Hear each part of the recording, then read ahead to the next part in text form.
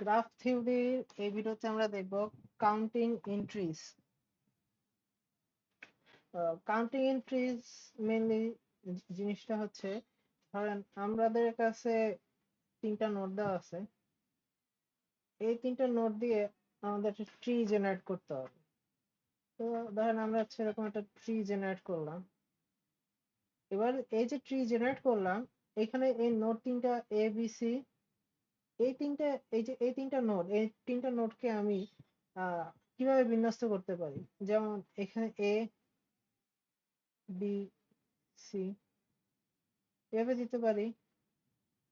এখানে একটা জিনিস ইম্পর্টেন্ট, সেটা হচ্ছে এই নোটটা কি, এই নোটটা প্যারেন্ট নোট, আর এই যে এ আর বি এখানে হচ্ছে চাইল্ড নোট।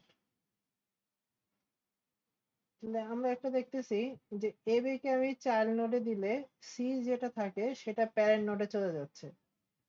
আবার আমি এইটাকে এভাবেও আঁকাতে পারতাম, যে এখানে এ, এইটা বি সি। এখন দেখা যাচ্ছে এখানে প্যারেন্ট নোডে আছে এ এবং চাইল্ড নোড দুটোতে আছে বি আর সি। আবার আমি এই মার্কিং গুলোকে অন্যভাবে বিন্যস্ত করতে পারতাম। যেমন এখানে এখন দিলাম হচ্ছে সি, এখানে এ আর বি। তাহলে এখন কি দেখা যাচ্ছে? দেখা যাচ্ছে যে আমাদের যে নাম্বার গুলো আছে, সেই নাম্বার গুলো দিয়ে, ধরেন নাম্বার অথবা লেটার এবিসি, এই নাম্বার অথবা লেটার গুলো দিয়ে আমি একটা ট্রি কে বিভিন্নভাবে বিন্যস্ত করতে পারি। যেমন এখানে প্রথম ট্রির ক্ষেত্রে এর প্যারেন্ট নোড হচ্ছে সি, এই সেকেন্ড ট্রির ক্ষেত্রে এর প্যারেন্ট নোড এ, এই থার্ড ট্রির ক্ষেত্রে এর প্যারেন্ট নোড সি। এই যে আমাদের যে একটা ট্রি, ট্রির নোডগুলোকে আমরা যেভাবে লেবেলিং করতেছি বা বিন্যস্ত করতেছি, এটাকে আমরা বলতেছি counting entries.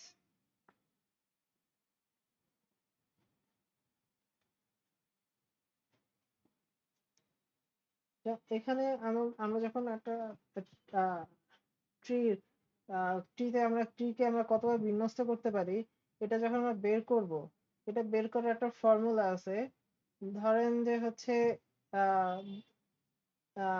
Number of vertex আছে 3, মানে আমাদের তিনটা ভার্টেক্স দিয়ে একটা ট্রি সাজাতে হবে। তো এটার জন্য আমাদের কয়টা বিন্যস্ত হইতে পারে? ফর্মুলা হচ্ছে n to the power n-2, n to the power n-2। তাহলে আমাদের যদি n ইকুয়ালস টু 3 থাকে, মানে তিনটা নোট থাকে, তাহলে আমরা কয়টা ট্রি ড্র করতে পারবো? মানে কয়টা ট্রি, মানে একই ট্রি একটাই হবে, জাস্ট আমরা কয়ভাবে নাম্বারিং করতে পারি এটা বের করার জন্য আমাদের সূত্র, ফর্মুলা অনুযায়ী n এর জায়গায় কত, 3 টু দি পাওয়ার 3-2, তাহলে কত হয়? 3 to the power 1 equals to 3। তাহলে আমাদের কাছে যদি তিনটা নোট থাকে, তাহলে আমরা তিনটা নোট দিয়ে একটা ট্রিকে তিনটা ওয়েতে বিন্যস্ত করতে পারি। যেমন এখানে এক্সাম্পল হিসেবে আছে, যেমন প্রথম ট্রিটা 2-1-3, 1 হচ্ছে এখানে প্যারেন্ট নোড, 2 আর 3 চাইল্ড নোড। এরপরে সেকেন্ড ট্রিটার ক্ষেত্রে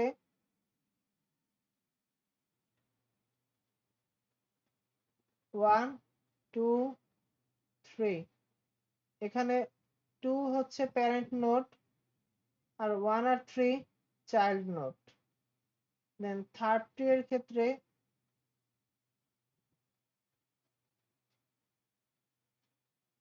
1-3-2, এখানে 3টা প্যারেন্ট নোড, 1 আর 2 চাইল্ড নোড।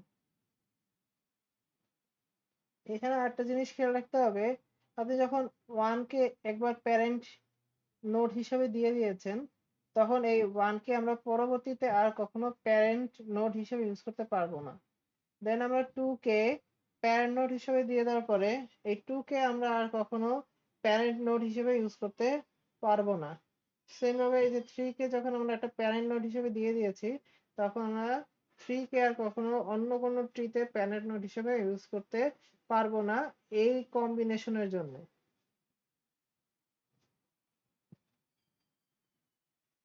এখান থেকে আমরা দুটা এক্সাম্পল, ম্যাথের এক্সাম্পল দেখি। যেমন কোশ্চেন আছে যে give the 9 mercenaries from fortress 2, what is the number of distinct trees that can be made?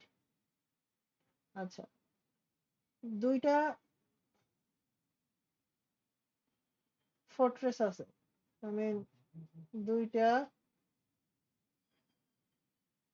দুর্গ আছে।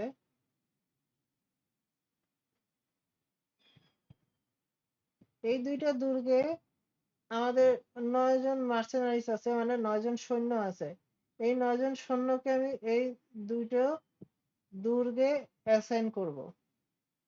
এই যে সৈন্যগুলোকে দুইটা দুর্গে আমরা কিভাবে অ্যাসাইন করতে পারি, এখানে সৈন্যগুলোকে আমি যদি ধরি হচ্ছে চাইল্ড নোড, সৈন্যগুলো যদি হয় চাইল্ড নোড, আর আমাদের যে দুর্গ দুটো আছে দুর্গ দুটো প্যারেন্ট নোড, তাহলে আমরা সূত্র যদি বসাই, আমরা সূত্র অনুযায়ী এন অনুযায়ী কত দেখতেছি, এন হচ্ছে 9, এন হচ্ছে 9। আর আমাদের সূত্রে অলরেডি 2 আছে, তার মানে আমাদের এখানে আর আলাদা করে প্যারেন্ট ক্যালকুলেশন করা লাগতেছে না। তাহলে আমরা জানি n ইকুয়ালস টু 9। আমাদের সূত্র কি, t to the power n equals to n minus 2।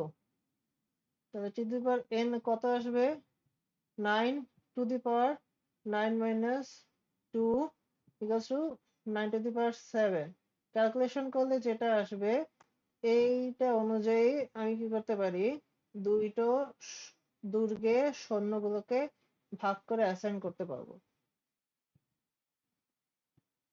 এরপর বলছে given the numbers of distinct tree is 16।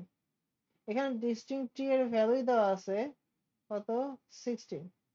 how many vertex are in there? তাহলে এখানে নোড বা ভার্টেক্স কয়টা হইতে পারে সেইটা আমাদের বের করতে হবে। এ পর্যন্ত আমরা ভার্টেক্স দেওয়া আছে, সেখান থেকে ডিস্টিংক্ট ট্রি বের করেছি। এখন আমাদের ডিস্টিংক্ট ট্রির ভ্যালু দেওয়া আছে, আমাদের বের করতে হবে ভার্টেক্স কয়টা। তো আমরা কি করব, আমরা জানি এখানে ভার্টেক্স কত আছে, 16। এই 16 মানে কি, এই 16 মানে হচ্ছে n ইন্টু n মাইনাস 2। তাহলে এখান থেকে আমি যদি 16কে n to the power n minus 2 ফর্মুলাতে নিয়ে আসি, তাহলে আমরা লিখতে পারি কি, আমরা 4 to the power 4 minus 2, 4 minus 2 কত, 4 মাইনাস 2 মানে 2, তাহলে 4 to the power 2 equals to 16।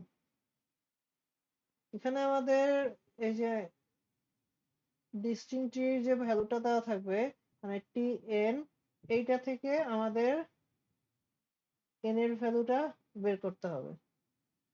তো এই যে কাউন্টিং গ্রাফ থেকে এই দুই টাইপের প্রবলেমই আসে। এই দুই টাইপের প্রবলেম প্র্যাকটিস করলে আশা করি এক্সামে কমন পাওয়া যাবে।